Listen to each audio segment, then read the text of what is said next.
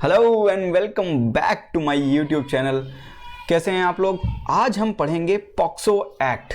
Sir ये बहुत important act है, prevention of child from sexual offences. ये एक्ट 2012 में आया था और इसमें अमेंडमेंट जो किए गए हैं 2019 में किए गए हैं और अभी रिसेंटली मार्च 2020 में सरकार ने पॉक्सो रूल्स 2020 को नोटिफाई किया है। इसलिए सर ये पॉक्सो एक्ट बहुत इंपॉर्टेंट हो जाता है और ये बहुत ही सेंसिटिव टॉपिक भी है। तो आइए इसको पूरा कॉम्प्रहेंसिवली समझते हैं कि ये एक्ट क्या है, क्या अमेंडमेंट्स हुए थे, क्या रूल्स नोटिफाई किए गए हैं और एक डिबेट कि क्या पॉक्सो में जो चाइल्ड की उम्र 18 साल है उसको क्या कम करके 16 साल कर देनी चाहिए। आइए इन सभी चीज़ों को कॉम्प्रहेंसिवली एनालाइज करते हैं प्री और मेंस बोथ पर्सपेक्टिव से। ठीक है sir. About POCSO act. Sir ये एक्ट 2012 में आया, लेकिन इस एक्ट की क्या ज़रूरत थी? सर जो बच्चों के साथ जो सेक्सुअल अब्यूज़ हो रहे थे, जो बच्चों का सेक्सुअल एक्सप्लॉयटेशंस हो रहे थे, उन सबको रोकना था ताकि बच्चों को प्रिवेंट किया जा सके। इसलिए कोई लॉ की लीगल प्रोविजंस की ज़रूरत थी। इसलिए POCSO act, prevention of child from sexual offences act को लाया गया ताकि बच्चों को इन सब सेक्सुअल ऑफेंसेस के क्राइम से बचाया जा सके। ठीक है सर। पॉक्सो एक्ट 2012 की क्या प्रोविजन है, आइए इसको जानते हैं। देखिए जो यूएन का कन्वेंशन है on the right of the child, इसको इंडिया ने साइन भी किया है और रेटिफाई भी किया है। इसका मतलब सर ये कि इंडिया अब लीगल ऑब्लिगेशंस में है ताकि कोई एक्ट ऐसा लाए ताकि बच्चों को प्रिवेंट किया जा सके। इसलिए भारत सरकार ने 2012 में POCSO act, prevention of child from sexual offences act को लाया। इसके पहला प्रोविजन है कि इसने पहले बच्चे को डिफाइन किया कि हु इज चाइल्ड, चाइल्ड कौन होगा। Any person below 18 years of age will be known as child. तो जो 18 साल के भीतर के होंगे उनको बच्चा कहा जाएगा पॉक्सो एक्ट 2012 के अंतर्गत। और भी सर ऐसे एक्ट हैं इंडिया में जिसके अंतर्गत चाइल्ड की डिफरेंट डेफिनेशंस हैं, जैसे कि child labour prohibition and regulation act 1986। तो उसमें कहा गया कि जो 14 साल के भीतर के लोग होंगे उनको बच्चा कहा जाएगा।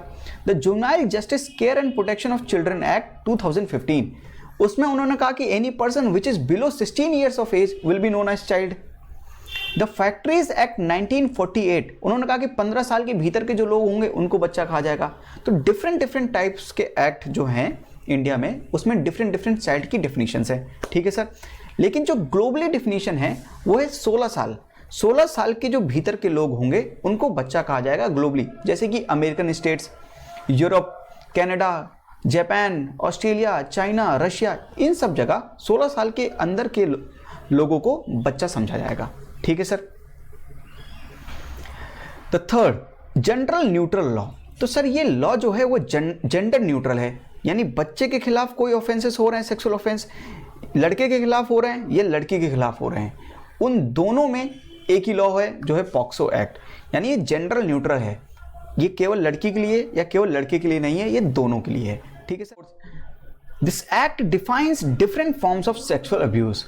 Sir different types of sexual abuse, ये एक्ट ये भी कहता है कि दो तरह के ऑफेंसेस हैं, एक contact sexual offence and non contact sexual offence. इस दोनों कैटेगरी को वो मानता है। दूसरी बात, डिफरेंट टाइप्स ऑफ जो सेक्सुअल अब्यूज हैं उसको इस एक्ट ने रिकॉग्नाइज किया है और डिफाइन भी किया है, डेफिनेशन भी दी है। सर जैसे कि उन्होंने कहा कि आपने कंप्लीट पेनिट्रेशन किया है या आपने पार्शियल पेनिट्रेशन किया है, ये भी ऑफेंस है। दूसरी बात, यदि आपने चाइल्ड को पोर्नोग्राफी शो की है वो भी क्रिमिनल एक्ट है, या चाइल्ड को पोर्नोग्राफी के लिए आपने यूज़ किया है वो भी सेक्सुअल ऑफेंस है। आपने नॉन पेनिट्रेटिव अगर सेक्सुअल ऑफेंस किया है तो वो भी सेक्सुअल ऑफेंस है। तो contact and non contact sexual offence, दोनों तरह के सेक्सुअल ऑफेंस को यहाँ पर डिफाइन भी किया गया है और इसको क्रिमिनलाइज भी किया गया है। ठीक है sir. The relief and rehabilitation of the child. तो जो बच्चों के साथ ऐसा होता है उनकी जैसे ही कंप्लेन आएगी उनको तुरंत रिलीफ दिया जाए और उनका तुरंत रिहेबिलिटेशन होना चाहिए। The act does not recognise the consensual sexual act among children and between a child and adult. तो सर अगर दो बच्चे अगर 18 साल से भीतर के हैं यानी 18 साल से कम के हैं और उन दोनों ने आपसी सहमति से कोई सेक्सुअल एक्ट किया है तो सर वो भी एक क्रिमिनल एक्ट है। ये एक्ट उस कंसेंशुअल सेक्सुअल एक्ट को रिकॉग्नाइज नहीं करता है, उसकी परमिशन नहीं देता है। क्योंकि सर उस समय बच्चों के पास इतनी समझ नहीं होती है कि वो सेक्सुअल एक्ट जैसे एक्ट के लिए परमिशन दे सकें। ठीक है सर।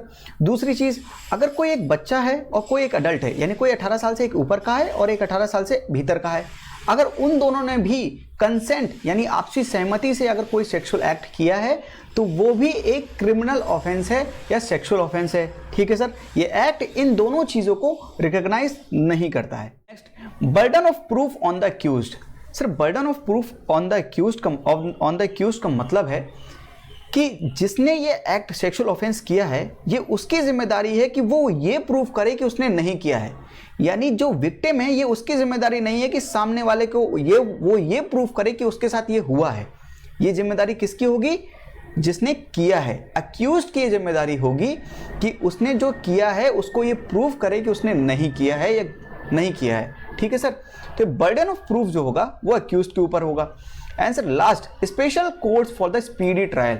तो ये एक्ट ने मैंडेट किया है कि एक स्पीडी ट्रायल के लिए कोर्ट होने चाहिए, स्पेशल कोर्ट्स होने चाहिए, जैसे पॉक्सो कोर्ट्स होने चाहिए, ताकि बच्चों के केसेस हैं ये सेक्सुअल ऑफेंसेस वाले, उनको 1 साल के भीतर जल्दी से उनका निपटारा किया जा सके। ठीक है सर। और उनका रिजल्ट आए और जिन्होंने एक्टिविटीज ये की हैं उनको पनिश किया जा सके। सर पॉक्सो एक्ट में जो एक प्रोविज़न था कि स्पेशल कोर्ट्स होने चाहिए ताकि बच्चों के जो केसेस हैं उनको फास्ट ट्रैक किया जा सके। इसी चीज़ को ध्यान में रखते हुए ministry of law and justice has recently started a scheme for setting up 1023 fast track special courts for rape and POCSO act cases as a part of national mission for safety of women. तो national mission for safety of women के अंतर्गत उन्होंने एक scheme चलाई है, 1023 fast track special court setup करेंगे ताकि वो केवल केसेस किसके रिलेटेड देख सके? रेप के रिलेटेड एंड पॉक्सो एक्ट के अंतर्गत जो केसेस हैं उनको केवल देख सके, ताकि उनका स्पीडी ट्रायल हो सके और बच्चों को जल्दी जस्टिस मिल सके, वुमेन्स को और बच्चों को। ठीक है सर। इसके अंतर्गत उन्होंने ये किया है कि 389 डिस्ट्रिक्ट्स में ऐसा है सर कंट्री में जहां पर 100 से भी अधिक पॉक्सो के अंदर जो एक्ट के अंतर्गत जो केसेस हैं वो हैं वहां पर पेंडिंग है, तो उनका फास्ट क्या हो सके? ट्रायल हो सके, उनको फास्ट ट्रैक किया जा सके। दूसरी चीज sir, under this scheme each of these districts will have one exclusive POCSO court for fast track special court which will be set up for 1 year. तो 1 साल के लिए हर एक डिस्ट्रिक्ट में क्या होगा? पॉक्सो कोर्ट सेटअप किया जाएगा ताकि वो पॉक्सो रिलेटेड जो भी ऑफेंसेस हैं वहां पर उनको जल्दी से जल्दी सॉल्व किया जा सके। ठीक है सर। और इस स्कीम की फाइनेंसिंग कैसे होगी? ये सेंट्रली स्पॉन्सर्ड स्कीम है, यानी 60% central government and 40% state government. ठीक है सर। तो 60-40 ये होगी फाइनेंसिंग इस स्कीम की। ठीक है सर। पॉक्सो रूल 2020, तो सेंट्रल गवर्नमेंट ने मार्च 2020 में पॉक्सो रूल्स 2020 नोटिफाई किए। तो आइए समझते हैं पॉक्सो रूल में उन्होंने क्या क्या कहा। सर पहला उन्होंने कहा कि mandatory police verification of staff. तो जो भी लोग बच्चों के कांटेक्ट में आ रहे हैं, जैसे कि स्कूल, जैसे कि केयर होम्स, जैसे कि एकेडमिक्स, स्पोर्ट्स, ये सब जगह, इन सभी लोगों का क्या होना चाहिए? एक मैंडेटरी पुलिस वेरिफिकेशन होना चाहिए इन स्टाफ का जो बच्चों के कांटेक्ट में आ रहा है। पहली बात तो ये। दूसरी चीज़, सेंट्रल गवर्नमेंट ने रूल से नोटिफाई किया कि स्टेट गवर्नमेंट को एक चाइल्ड प्रोटेक्शन पॉलिसी फॉर्मुलेट कर लेनी चाहिए जिसमें चाइल्ड के अगेंस्ट अगर कोई भी वायलेंस हो रहा है तो उसके खिलाफ जीरो टॉलरेंस होना चाहिए। ठीक है सर। और ऐसी पॉलिसी को जितने भी ऑर्गेनाइजेशन से, इंस्टीट्यूशन से, स्कूल वगैरह, इन सबको क्या करना चाहिए? जो बच्चों से रिलेटेड है इन सभी को उस पॉलिसी को अडॉप्ट कर लेना चाहिए। ठीक है sir. Central government and state government shell provide periodic training. तो सर उन सभी लोगों को एक पीरियोडिक ट्रेनिंग देनी चाहिए ताकि बच्चों के कैसे बच्चों को प्रोटेक्ट करना है, बच्चों की सेफ्टी के लिए क्या, जो बच्चों के कांटेक्ट में आ रहे हैं उन सभी लोगों को ऐसी ट्रेनिंग देना अनिवार्य होना चाहिए। दूसरी चीज़ सर, स्टेट गवर्नमेंट और सेंट्रल गवर्नमेंट को एक age appropriate educational material and curriculum for child ये डेवलप करना चाहिए ताकि बच्चों को उनकी एज के हिसाब से सेक्स एजुकेशन दिया जा सके, ताकि उनको इन सब चीज़ों के बारे में पता रहे, ताकि उनके साथ जब कोई चीज़ गलत हो तब वो ये महसूस कर सकें, वो ये जान पाएँ कि ये चीज़ गलत है। ठीक है सर।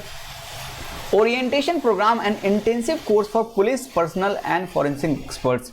सर इन सभी की भी ट्रेनिंग करवानी चाहिए पुलिस पर्सनल की, ताकि बच्चों से कैसे पूछताछ करनी है, उनके मेंटल वेलबींग का ख्याल रखना है। तो इन सब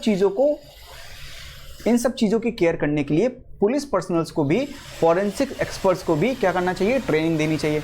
एंड रिपोर्ट्स द कंटेंट, तो जो भी चाइल्ड पोर्नोग्राफी का कंटेंट आपके पास है या आपको इंफॉर्मेशन है, तो उन सभी कंटेंट के लिए आपको कंसर्न्ड अथॉरिटी के पास रिपोर्ट करने चाहिए। ठीक है सर, तो ये सब रूल्स नोटिफाई किए गए हैं पॉक्सो रूल 2020 के अंतर्गत। ठीक है सर, तो सर हमने जान लिया कि पॉक्सो रूल्स, पॉक्सो एक्ट और पॉक्सो में जो अमेंडमेंट्स हुए हैं वो क्या है। पर एक डिबेट का टॉपिक है कि क्या जो पॉक्सो एक्ट के अंतर्गत जो बच्चों की उम्र 18 साल है, क्या उसको कम करके 16 साल कर देनी चाहिए। ये मद्रास हाई कोर्ट ने ये डिबेट को उठाया था। तो आइए समझते हैं कि मद्रास हाई कोर्ट ने क्या कहा। उन्होंने कहा कि जो बच्चे होते हैं आजकल के, वो मैच्योर बहुत जल्दी हो जाते हैं। क्यों सर? क्योंकि डिजिटल टेक्नोलॉजी का ज़माना है, उनके पास ना जाने कितनी ढेर सारी इंफॉर्मेशन एंड नॉलेज है, इसके कारण वो जल्दी मैच्योर हो जाते हैं। इसलिए उनकी उम्र जो पॉक्सो के एक्ट के अंतर्गत है उसको 18 से 16 कर देनी चाहिए। ठीक है सर। दूसरी चीज़, many of the cases of sexual assault reported are dealing with the 16 to 18 year old children consensual in nature. तो सर बहुत से केसेस ऐसे हैं जिसमें 16 से 18 साल के बच्चों ने जो सेक्सुअल एक्ट किया है वो कंसेंशुअल, कंसेंट लेकर किया है एक दूसरे की। लेकिन अभी ये एक्ट, ये पॉक्सो एक्ट रिकॉग्नाइज नहीं करता है, उसको क्रिमिनलाइज करता है, इसलिए ये केसेस चल रहे हैं। लेकिन जैसे ही आप 18 से 16 करेंगे, ताकि वो मैच्योर हो गए हैं क्योंकि, तो ये जितने भी केसेस हैं वो तुरंत कम हो जाएंगे। ठीक है sir.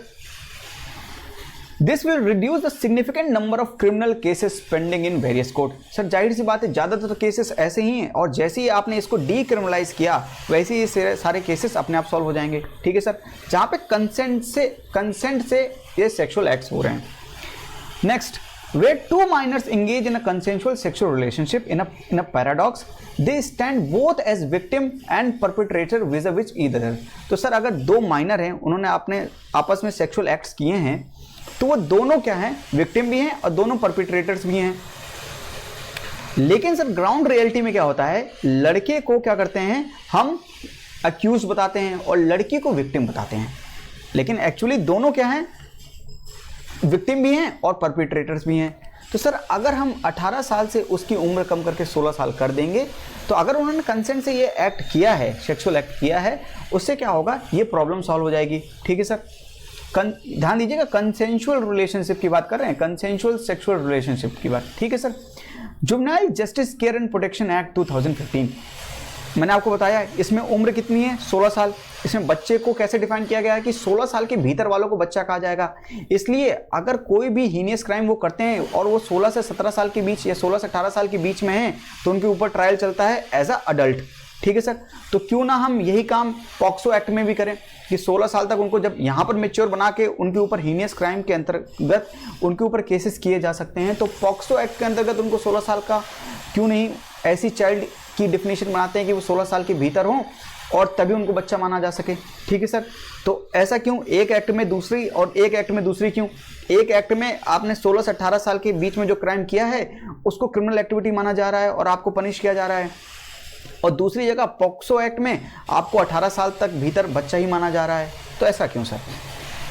Next, the act mandates doctor to reveal the identity of the patient who are under the age of 18। तो अभी तक जो होता था कि अगर बच्चा 18 साल के भीतर है और वो प्रेग्नेंट है, मान ले बच्ची प्रेग्नेंट हो गई, तो क्या हुआ, वो डॉक्टर के पास जाएगी और डॉक्टर क्या करेगा, उसकी आइडेंटिटी को रिवील कर देगा, तो वो डरेगी अभी। लेकिन अगर आप 18 से 16 कर देंगे, तो 18 से 16 साल की लड़कियां जो प्रेग्नेंट हैं वो आराम से डॉक्टर के पास जा सकती हैं और अपना चेकअप करा सकती हैं। लेकिन अभी वो डर रही हैं।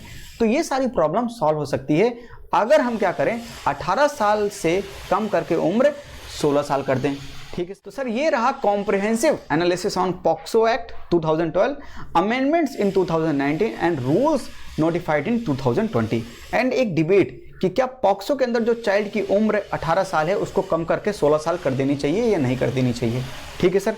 अगर आपको वीडियो पसंद आई तो लाइक बटन को हिट कीजिए, और ये मेरा चैनल है hope Tushant Yadav, and I always hope कि आपको अगर कंटेंट अच्छा लग रहा है और मज़ा आ रहा है आपको पढ़ने में, तो आप चैनल को सब्सक्राइब करेंगे।